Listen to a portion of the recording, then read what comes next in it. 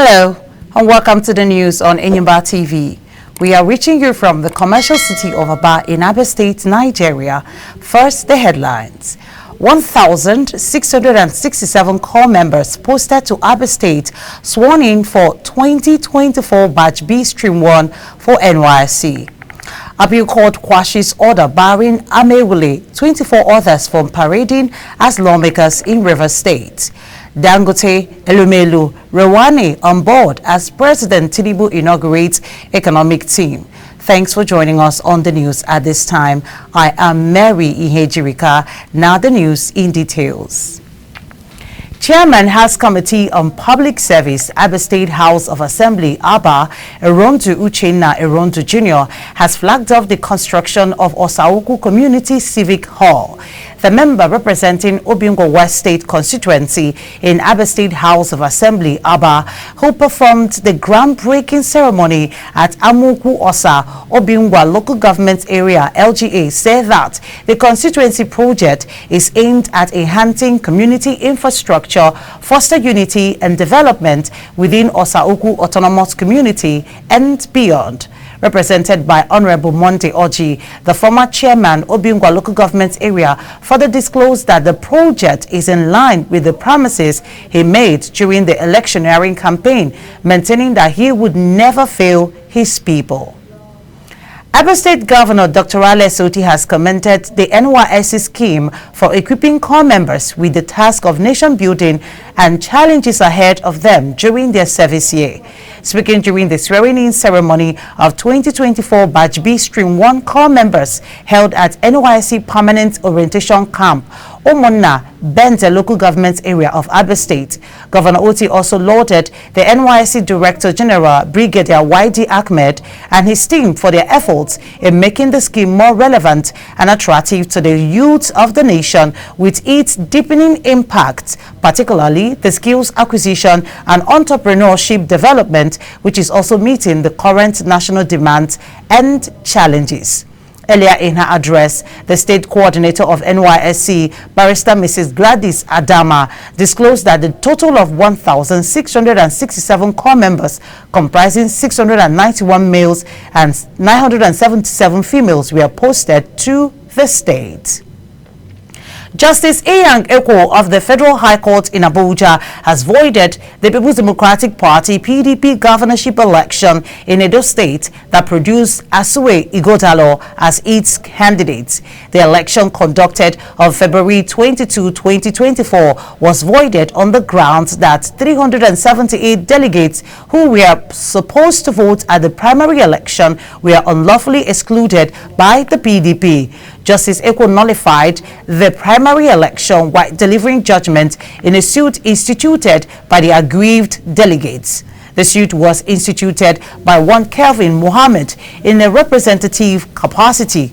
Justice Eko held that both the provisions of the Electoral Act 2022 and the PDP guidelines were violated in the conduct of the primary election at the Samuel Obumedia Stadium in Benin City, the Edo State capital. Some members of the House of Representatives have said the judgment of the Court of Appeal on the political crisis in Rivers State has not changed the situation in the state. The lawmakers, who are allies of Governor Siminalayi Fubara of Rivers State, said this at the press conference on Thursday in Abuja while reacting to the judgment. Led by Ikenga Ugochinyere, they said the 25 members of the Assembly loyal to former Governor Nyeso Wike remained sacked because the Court of Appeal only ruled on the jurisdiction of the Rivers State High Court to hear the case and not the main substance of the matter. Still on Rivers State, Court of Appeal Abuja has nullified the expulsion of Martin Amewule and 24 others from the Rivers State House of Assembly by the Rivers State High Court. Justice Charles Wale had in May, while ruling on a motion experte following a project brought before his court by Victor Okojumbo, issued an experte order barring Amewule and 24 other lawmakers from parading themselves as members of the State House of Assembly. A 3-member panel of the appellate court held that the lower courts lacked the jurisdiction to grant the ex parte order. The court held that Section 2723 of the Constitution gives the Federal High Court powers to determine whether the seat of the House of Assembly member has become vacant. Speaker of the House of Representatives Tajuddin Abbas is calling for the alteration of the 1999 Constitution to create a role for traditional rulers, given their closeness to the people at the grassroots. Abbas, who stated this in Abuja, said the House constituted 2 special standing committees to drive the process of actualizing constitutional autonomy for local governments, as well as granting recognition to traditional institutions in Nigeria. Speaking at the event, the national chairman of the Nigerian Bar Association, Yakubu Mayakia San, said the current legislative framework, which he said is outdated, has rendered traditional rulers ineffective. Some of the traditional rulers who spoke, including Etu Nupe and chairman of the National Council of Traditional Rulers, Yahaya Abubakar, agitated for security votes to tackle security in their domain. Senate has launched an investigation into transactions in the Mambilla Hydroelectric Power Project from 1999 till date.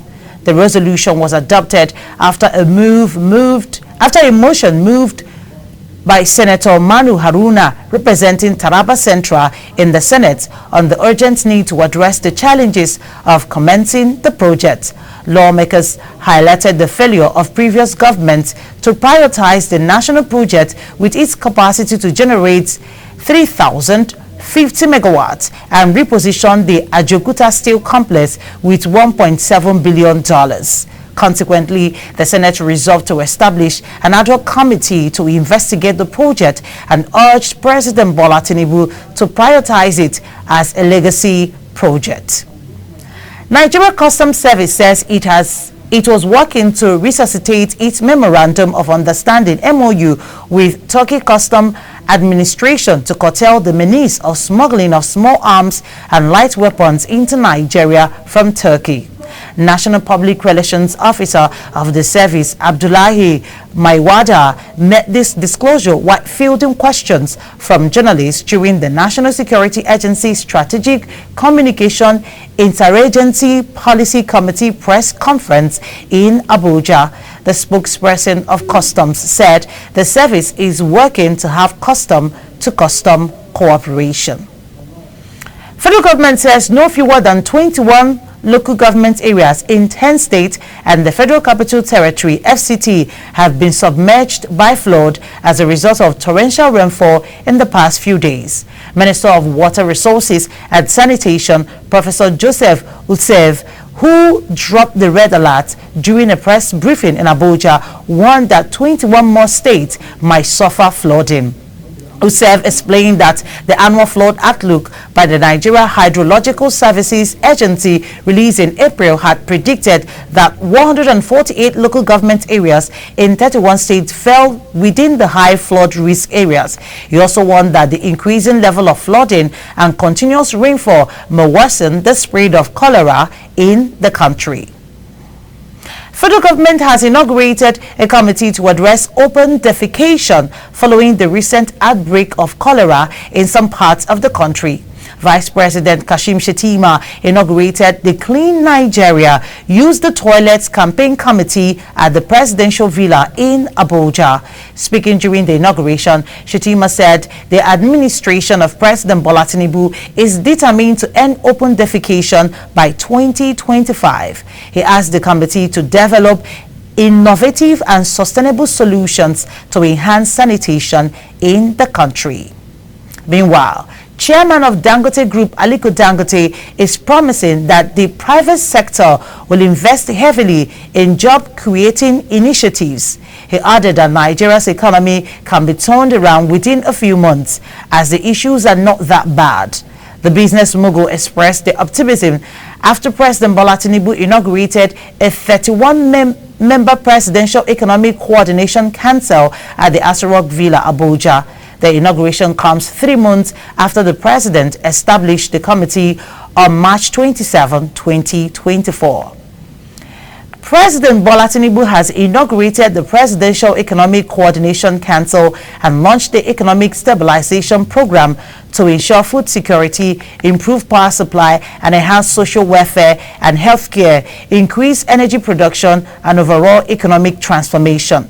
Speaking at the inaugural meeting of the 31-member council held at the council chambers in Abuja, the President Tinubu, who chairs the council, underscored the need for innovative solutions to the country's economic challenges. Coordinating Minister of the Economy and Minister of Finance, Wale Ejun, who is a member of the council, revealed that President Tinubu approved a package of 2 trillion naira to fund critical sectors of the economy for the next 6 months. Members from the organized private sector include Aliko Dangote, Tony Elumelu, Abdul Samad Rabiu, Amina Maina, Patrick Okibu, Chidi Ajere, among others. You're watching Enyimba TV News. After the short break, the news continues with foreign, business and sports updates. Please stay tuned. We'll be right back.